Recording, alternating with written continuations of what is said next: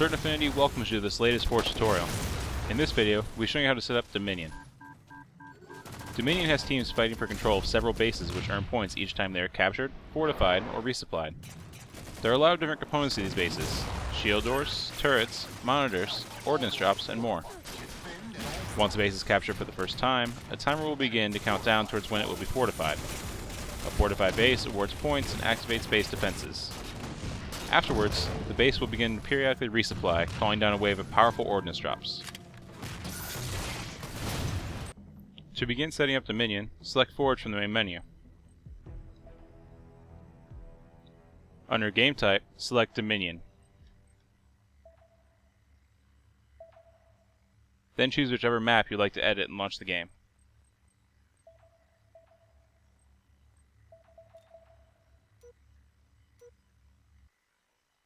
We're going to walk through setting up one very large base which will utilize every base object available.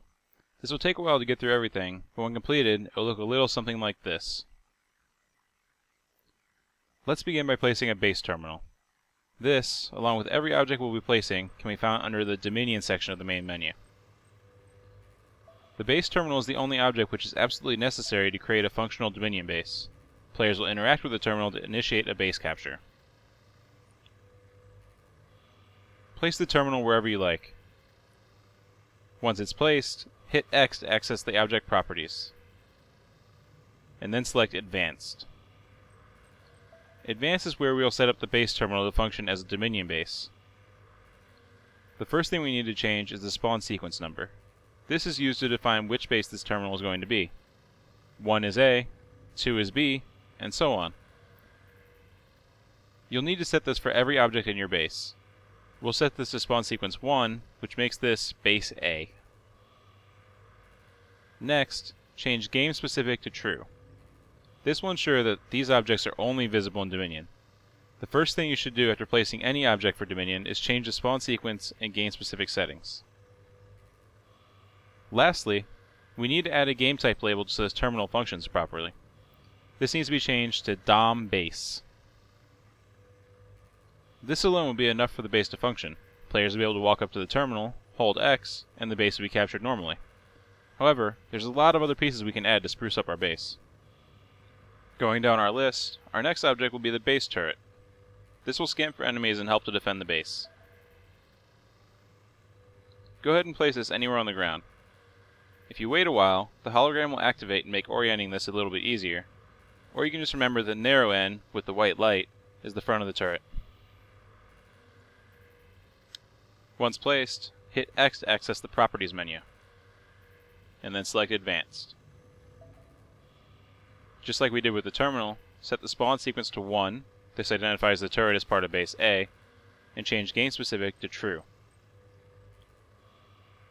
For the game type label, set it to DOM turret. And that's it. The turret won't actually function in Forge, but you can check it later when testing in-game. Inside of the base shields menu, there's 3 different sizes to choose from: small, medium, and large. These all require the same amount of damage to break, but can be used to cover gaps of different sizes. Go ahead and select one and place it anywhere. These are most commonly used to block off doorways, as I've done here. Once it's placed, hit X to bring up the Properties menu. Take note of the spawn time setting. This determines how quickly the shield will reappear after being destroyed. I'm going to change it to 5 seconds for demonstration purposes. Now select Advanced. Once again, we'll set the spawn sequence to 1, this identifies the shield as part of base A, and change game specific to true. For the game type label, set it to DOM shield. If you exit the menu and hit up on the D-pad to switch to player mode, you can shoot at the shield now and watch it reappear after a few seconds based on your spawn time setting.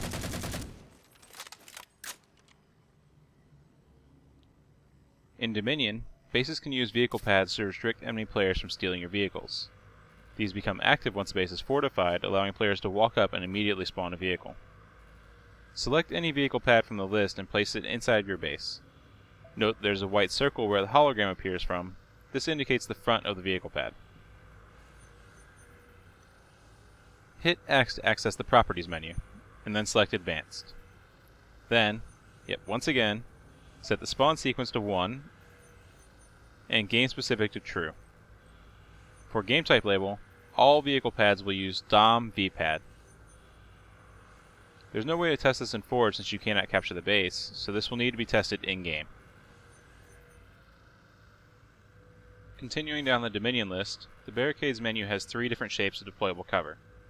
These deploy when a base is fortified, allowing more cover for the defending team. Place any of these barricade objects. These won't be in their deployed state, so keep that in mind when placing them. Once a base fortifies, these will open upward. Hit X to open Properties, and then select Advanced. Spawn sequence is 1, and game specific is True. As a reminder, this is making this part of base A and ensuring that these only appear in Dominion. The correct game type label for all barricade objects is DOM Fortify. That's it. Once again, we'll need to test these in-game when we're done. The next several objects are purely cosmetic and help to better identify which team owns a base at a glance. Base stripes deploy when a base is captured and display the color of the controlling team. Select it from the menu and place it along a wall, with the support beams against the wall. This will deploy vertically so the bar is the bottom of the object. Hit X to open Properties, and then select Advanced. Set the spawn sequence to 1, and game specific to True. Base stripes use the game type label DOM Decor. I'm going to duplicate another one of these by using the down button on the D-pad and place it on the opposite side. Note that any settings, such as spawn sequence, game specific, and game type labels, will remain the same when duplicating an object. This can save a lot of time when placing decorative items around your base. Dominion uses monitors inside of bases to convey additional information, such as turret status and how long before a base is resupplied or captured. These monitors are separate objects. First, we'll place a base status monitor. These come in 2 types, base monitor and the 4-foot monitor. Select either of these and place it inside the base. Once it's placed, hit X to access the Properties menu, and then select Advanced. Set spawn sequence to 1, game specific to True, and the correct game type label for these monitors is DOM Big Screen. Now for a turret status monitor. These are smaller screens which identify if any turrets are down inside your base. Place either of these from the menu. Hit X, and then select Advanced. Spawn sequence will be 1, game specific is True, and the game type label will be DOM Screen.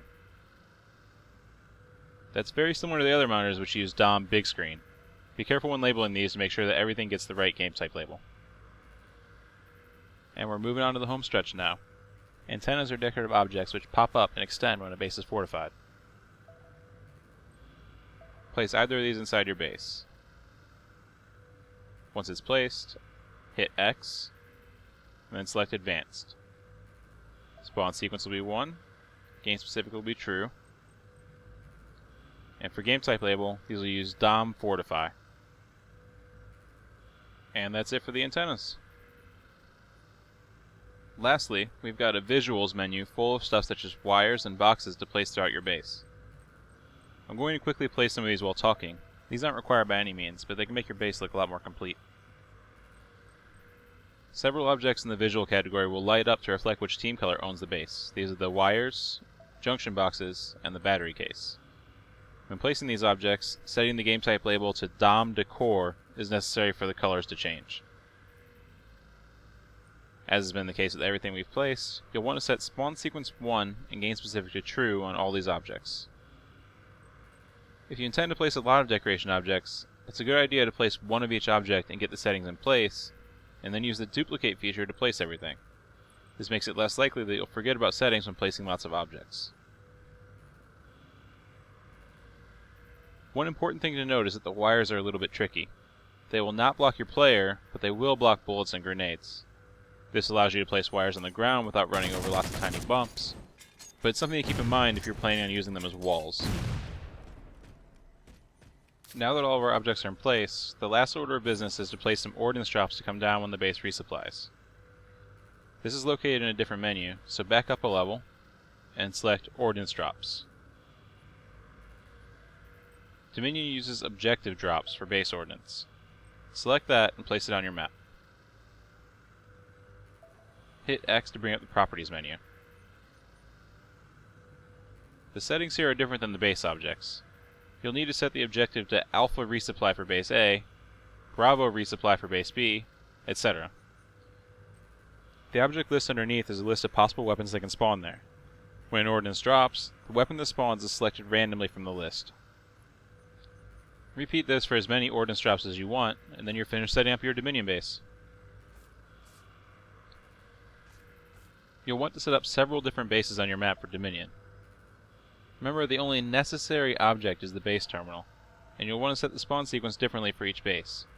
Base B would be spawn sequence 2, base C would be spawn sequence 3, and so on.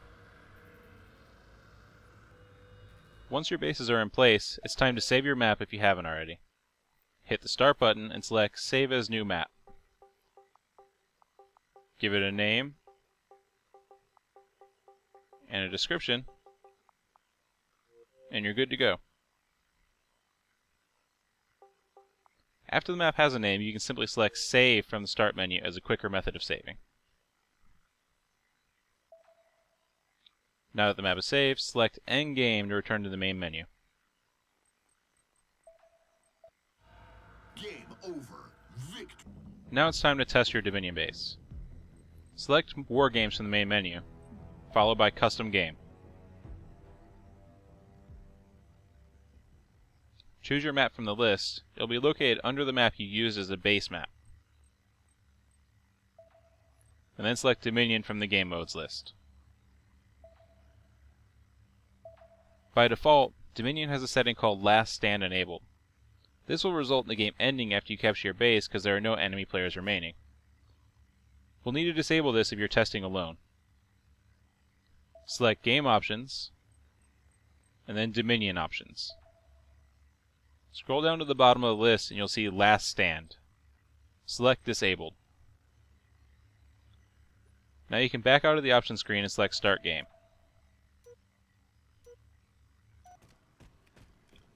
Once in game, walk up to the base terminal and hold X to capture. As it captures, you should see the base stripes and base status monitors come online. The rest of the base will become active when the base fortifies shortly after. Fortified Alpha. After the fortify, the timer will shift to resupply, and when the countdown hits 0, your ordnance drop should appear. At this point, simply verify that everything is working and you're all set. It's generally a good idea to also load your map in another mode to make sure that all your objects had game-specific set to true. Nothing should be visible outside of Dominion. This is really just the basic setup for Dominion and Forge. There's a lot of possibilities out there waiting to be explored. From all of us at Certain Affinity to all of you, Forge on!